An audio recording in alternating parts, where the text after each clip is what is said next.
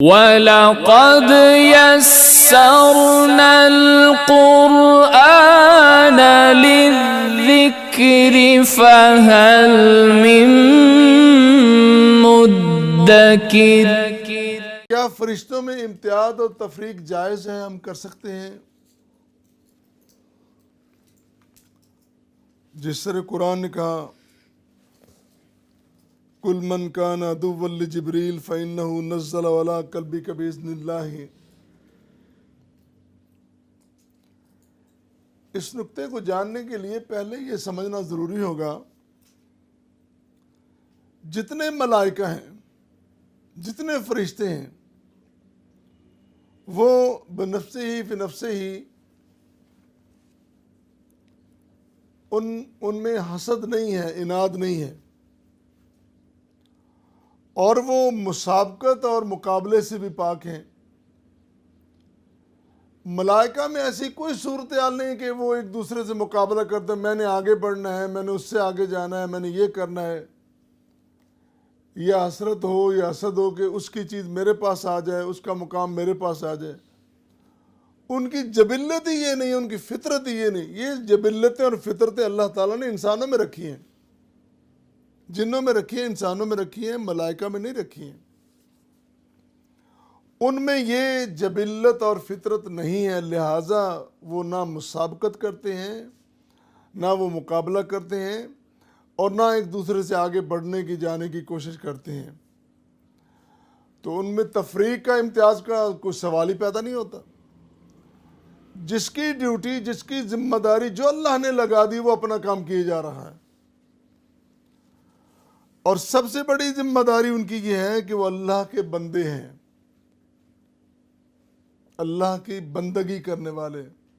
بندہ سے مراد اللہ کی بندگی کرنے والا۔ اور ان کی ذمہ داری صرف یہ ہے کہ وہ اللہ کی عبادت کرتے رہیں، یا جو ڈیوٹی، جو ذمہ داری، مثال کے طور پر ایک ڈیوٹی جبریل کی ہے، ایک ڈیوٹی میکائیل کی ہے، ایک ڈیوٹی اسرائیل کی ہے، ایک ڈیوٹی اسرائیل کی ہے، اسرافیل کی ہے۔ اسی طرح کرامن کاتبین ان کی ڈیوٹی ہے، اور اسی طرح دیگر منکر نکیر جو ہیں ان کی ڈیوٹی ہے۔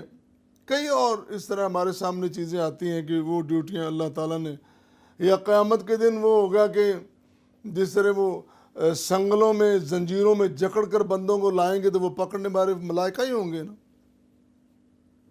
تو وہ جو جس کی ڈیوٹی اور ذمہ داری ہے وہ اپنا کام کیے جا رہا ہے۔ لیکن لوگ ان میں تفریق کرنے بیٹھ جائیں، کسی کو قریب کر لیں، کسی کو دور کر لیں، اور کہیں کہ فلاں میرا دوست ہے، فلاں میرا دشمن ہے۔ جس طرح قوم یہود کا یہ دعویٰ تھا کہ جبریل ہمارا دشمن ہے، میکائیل ہمارا دوست ہے۔ فرمایا ان الذین یکفرون باللہ ورسلہ ویریدون ان یفرقوا بین اللہ ورسلہ ویقولون نؤمن ببعض ونکفر ببعض۔ کفار نے یہ عجب صورتحال بنا لی ہے کہ وہ اللہ کا بھی انکار کرتے ہیں، رسولوں کا بھی انکار کرتے ہیں، اور ان کا یہ ارادہ ہے کہ ہم اللہ کے درمیان اور ملائکہ کے درمیان بھی تفریق پیدا کر دیں۔ اور ان کا عجب انداز ہے کہ نؤمن ببعض ونکفر ببعض، بعض چیزیں تو ہم مان لیں گے اور بعض چیزیں ان کا انکار کریں گے۔ یہ کیسا وتیرہ ہے، یہ کیسا طرز عمل ہے؟ طرز عمل تو یہ ہونا چاہیے کہ اللہ کی طرف سے جو کچھ نازل ہوا ہے، جو احکام، جو اوامر آگے، ان کو تسلیم کرنا اور ہر صورت تسلیم کرنا ہے۔ انسان کی اپنی مرضی اس میں شامل نہیں ہے کہ وہ اپنی مرضی سے یہ فیصلے کرے کہ یہ بات میں تسلیم کروں گا اور یہ بات میں بالکل تسلیم کروں گا۔ اس کا اختیار اللہ تعالیٰ نے کسی بندے کو نہیں دے رکھا۔ اسی طرح ملائکہ کہہ رہے ہیں وَمَا نَتَنَزَّلُ إِلَّا بِأَمْرِ رَبِّكَ، ہم تو پروردگار کے حکم سے آنے والے ہیں، ہم اپنی امر سے، اپنی مرضی سے تو نہیں آ رہے۔ جن جن ملائکہ کی ڈیوٹی لگی ہے ذمہ دار، مثلا میکائیل کی جو ڈیوٹی ہے، اب یہ تصور ایک لمحے کے لیے بھی تصور نہیں کیا جا سکتا کہ میکائیل اپنی مرضی سے کہیں بارش برساتے ہیں، یا اپنی مرضی سے کہیں وہ گندم کی بوریاں دے جاتے ہیں کہ اس کو میں نے دینا ہے، اوبلائج کرنا ہے۔ اس کا تو اختیار ہی نہیں ہے، یہ اللہ کا اختیار ہے۔ آج موسم، یہ جو ہمارا موسم سرد چلا آ رہا ہے، خشک سردی پڑ رہی ہے، اور اگر کسی کے اختیار میں ہوتا تو کب کی بارش ہو چکی ہوتی۔ یہ تو اللہ کا فیصلہ ہے کہ میں نے فلاں وقت فلاں علاقے میں نے بارش نازل کرنی ہے اور اپنے بندوں کو میں نے مستفید کرنا ہے، اور اس علاقے کو میں نے محروم رکھنا ہے۔ یہ اللہ کے فیصلے ہیں، یہ نہ ملائکہ کے، نہ بندوں کے، نہ کسی اور کے، بالکل نہیں ہے۔ اور یہ جو فرشتہ ہے، قرآن کریم بتا رہا ہے وَإِنَّهُ لَتَنزِيلُ رَبِّ الْعَالَمِينَ نَزَلَ بِهِ روح الامین عَلَى قَلْبِكَ لِتَكُونَ مِنَ الْمُنذِرِينَ۔ اللہ کی طرف سے اللہ کا فرشتہ جبریل امین، جو روح الامین بھی ہے، جو روح القدس بھی ہے، وہ قرآن کریم لے کے آ رہا ہے۔ اب قرآن کریم کے نازل ہونے کا مقصد کیا ہے؟ کس لیے قرآن آ رہا ہے؟ اللہ فرما رہا ہے لِتَكُونَ مِنَ الْمُنذِرِينَ، اے پیغمبر اکرم آپ انذار کا کام کریں، تنذیر کا کام کریں، لوگوں کو ڈرائیں، اپنے برے انجام سے ڈر جائیں۔ تو انسان ڈرنے کی بجائے مختلف راستے، ہیلے بہانے نکال رہا ہے کہ میں کسی نہ کسی طریقے سے عمل کرنے سے نکل جاؤں، مجھے کچھ شارٹ کٹ مل جائے، عمل نہ کرنا پڑے۔ عملی زندگی تو یہ ہے، بچپن سے لے کر جب سے انسان نے شعور سنبھالا ہے، اس پر لازم ہے کہ وہ 5 وقت کی نماز پڑھے، پھر جب صاحب کاروبار ہو جائے یا صاحب اختیار ہو جائے، پھر اپنے مال سے وہ صدقہ دے، بالغ ہو جائے تو وہ روزے رکھے، حج کے اس کو توفیق ہو تو وہ موقع ہے تو وہ بھی کرے، یہ اس کی ذمہ داریاں ہیں۔ اور زندگی بھر امانت، دیانت اور شرافت سے بسر کرے اپنی زندگی، اور پورے اس کے مال میں ایک لقمہ بھی حرام کا شامل نہیں ہونا چاہیے۔ زندگی تو یہ ہے۔ اور یہاں ہم نے جو وتیرہ بنا لیا، ہم کہتے ہیں کہ نہیں، اتنا پرہیزگار کون ہو سکتا ہے، جو ہم تو بندے ہیں، گناہگار ہیں، ہم کیسے کریں، ہم کو فرشتے تھوڑے ہیں۔ جب اللہ کی سہولتیں لینی ہیں تو پوری لینی ہے، پھر ہم کہتے ہیں کہ پتہ نہیں کیا وجہ ہوئی، اللہ کی رحمتیں کیوں روٹھ گئیں، برکتیں کیوں روٹھ گئیں، ہمارے پاس یہ نہیں ہو رہا۔ جب برکتیں چاہتے ہو، جب رحمتیں چاہتے ہو تو پوری چاہتے ہو، اور جب عمل کی باری آتی ہے تو پھر کہتے ہو کہ نہیں کوئی نہ کوئی شارٹ کٹ ایسا نکلنا چاہیے کہ ہمیں۔ میں شاید پہلے بھی 1-2 بار یہ عرض کر چکا ہوں، یہ جو کسب حلال کا معاملہ بڑا اہم معاملہ ہے اور بڑا حساس معاملہ ہے۔